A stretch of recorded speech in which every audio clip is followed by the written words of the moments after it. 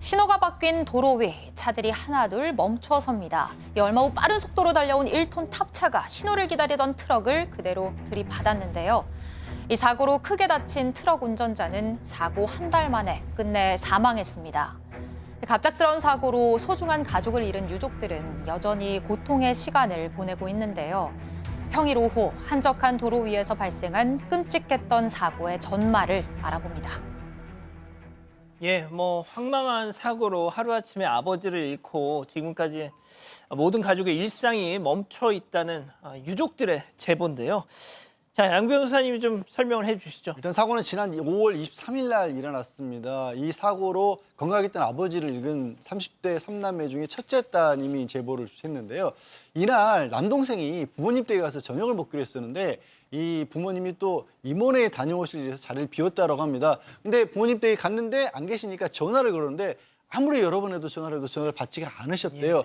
그러다가 어머님이 전화를 받으셨는데 살려달라고 막 절규를 하시고 계셨다라는 겁니다. 그러니까 이미 그때 당시에 이 사고 충격으로 의식을 잃었다가 이 전화벨소리를 듣고 어머님은 잠깐 깨셨던 건데 아버지는 여전히 이 의식 불명 상태에 빠져 계셨던 겁니다. 자, 부모님이 전화를 안 받아서 이상하다 싶었는데 같은 시각 두 분은 앞서 보신 것처럼 심각한 교통사고를 당한 상태셨던 거죠. 자, 그럼 대체 이 사고 왜 발생했던 걸까요? 체크포인트 짚어보죠.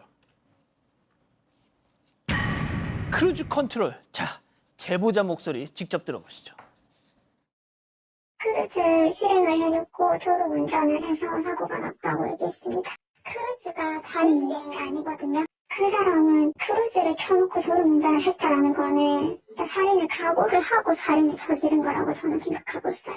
엄마가 아빠를 깨우려고 살려주세요, 119 신고해주세요 하면서 엄마는 그렇게 계속 소리치고 하고 있는데 그냥 힐끔힐끔 눈으로만 보면서 열어보거나 피해자를 안심시켜준다거나 그런 것도 없이 아무것도 안 하는 게 화가 났습니다.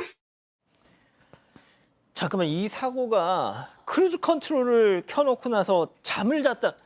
아니, 교수님도 운전을 하셔서 아시겠지만 크루즈 컨트롤은 반자율 주행도 아니고 그냥 말 그대로 주행 보조입니다. 아무것도 아니에요. 네, 저는 약간 불안해서 사용하지 않게 되더라고요. 그러니까 이런 일이 또 혹시 내가 이걸 꼭 해야 되지 않을 때 했다가 무슨 일이 더 벌어질 것 같은 느낌이 저는 들었는데 이거는 자율주행이 아니라고 지금 이 따님도 얘기를 하고 계시잖아요.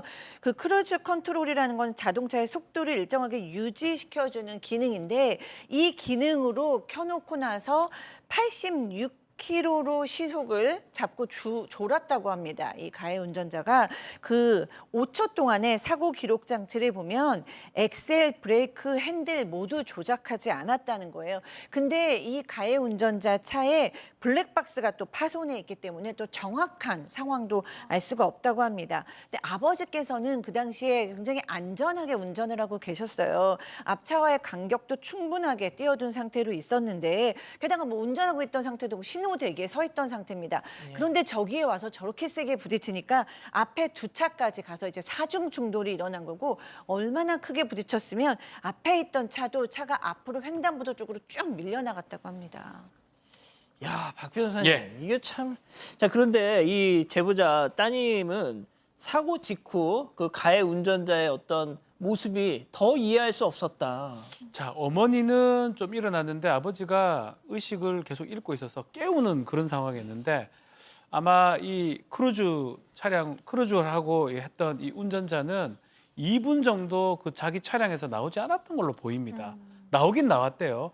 나온 다음에 전화를 했는데 어디다 전화를 했냐면 경찰이나 구급차가 아닙니다. 아, 지금 저 빨간 저 원선 안에 사람이 있는. 운전자입니다. 가해 운전자인데 경찰 구급사가 아닌 지인하고 보험회사에 전화하는 것으로 보였고 가장 중요한 건 앞에 지금 사고가 나 있기 때문에 이 자기가 사고 낸 피해 차량한테 가서 구조 조치라든지 좀 마음의 안정을 주는 그런 것들을 했느냐 이 부분인데 전혀 하지 않았습니다.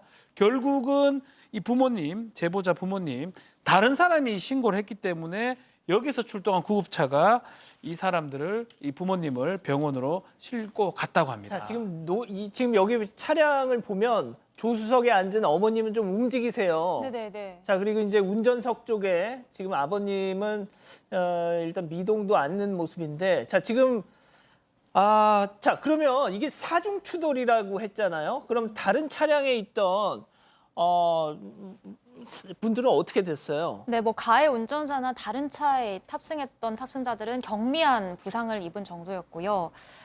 중요한 건 이 제보자의 부모님이 크게 다쳤다는 점입니다. 당시 아버지는 경추가 부러지고 목에 신경도 다 끊어진 상태였어요. 큰 병원으로 이송할 수가 없어서 구미의 한 병원으로 이송이 됐고요. 어머니는 갈비뼈와 팔이 골절되고 뇌출혈 증세가 있어서 대구로 옮겨지셨습니다. 아버지를 서울의 큰 병원으로 옮겨서 치료를 하고 싶은데 이송 중에 사망할 수 있다고 해서 옮기지 못했던 거거든요.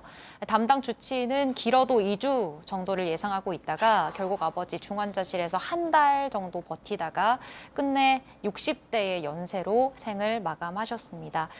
주치의에 따르면 아버지가 그래도 평소에 지병 없이 건강했기 때문에 그 정도까지 버틸 수 있었던 거라고 해요. 그 사이에 3번의 심정지가 왔었는데 제보자와 동생들 그때마다 중환자실 앞에서 정말 지옥 같은 시간을 보냈습니다. 현재 어머니는 외과 수술은 잘 마쳤지만 여전히 정신과 치료를 받으면서 병원에 입원해 계십니다.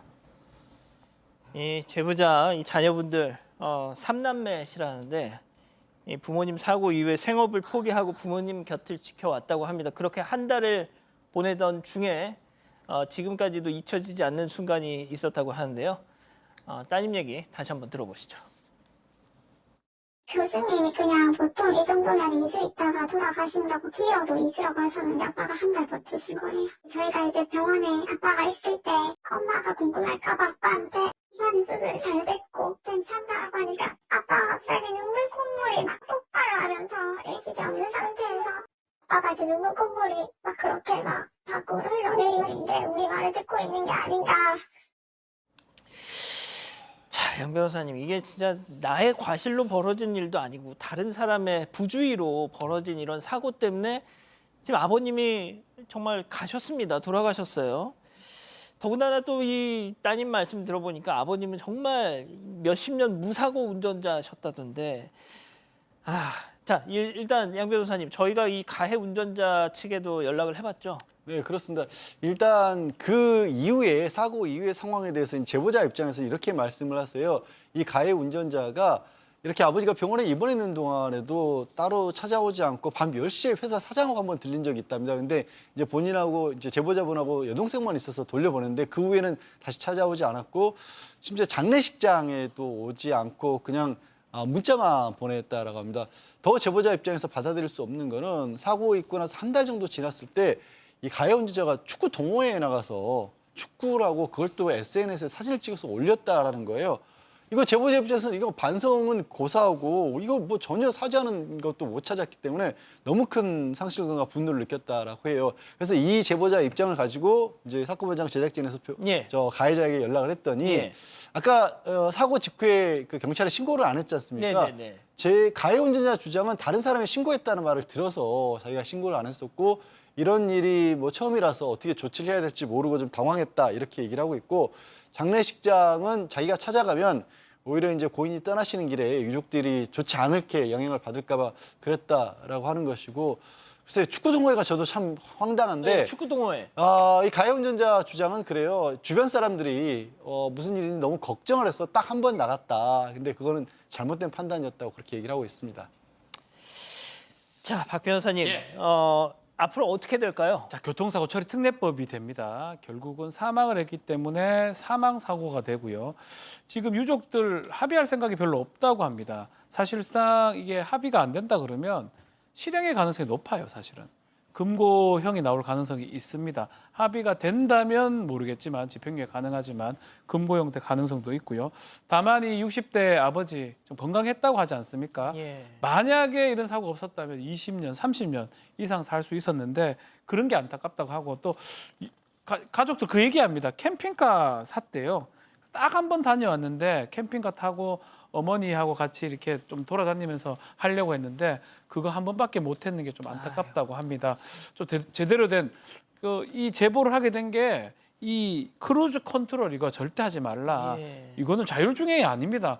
무조건 사고 날 수 있고요. 이거는 큰 과실로 봐야 되고 그거 꼭 전달하기 위해서 이 제보를 하셨다고 또 전하고 있습니다.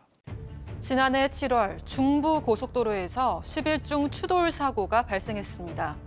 이 사고로 1명이 숨지고 15명이 다쳤는데요.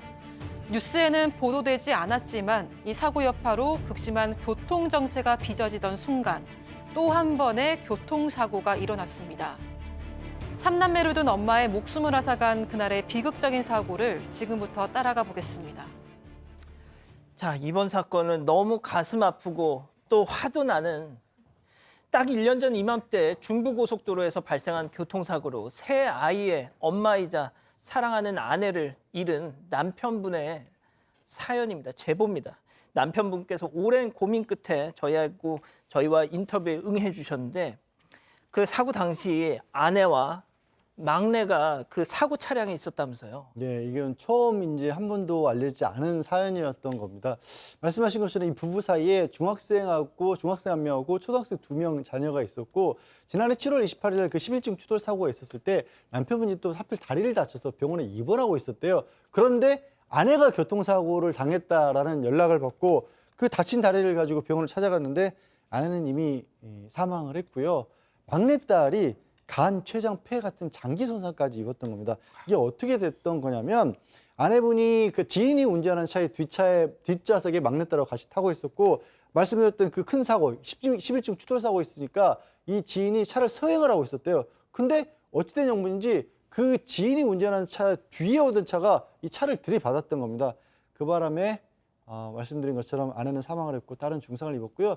지인도 자녀와 함께 있었는데 두 분 다 중상을 입었다고 합니다. 이 아내와 막내가 타고 있던 차가 경차였어요. 모닝. 그런데 뒤에서 이제 중형차가 와서 박아버린 겁니다.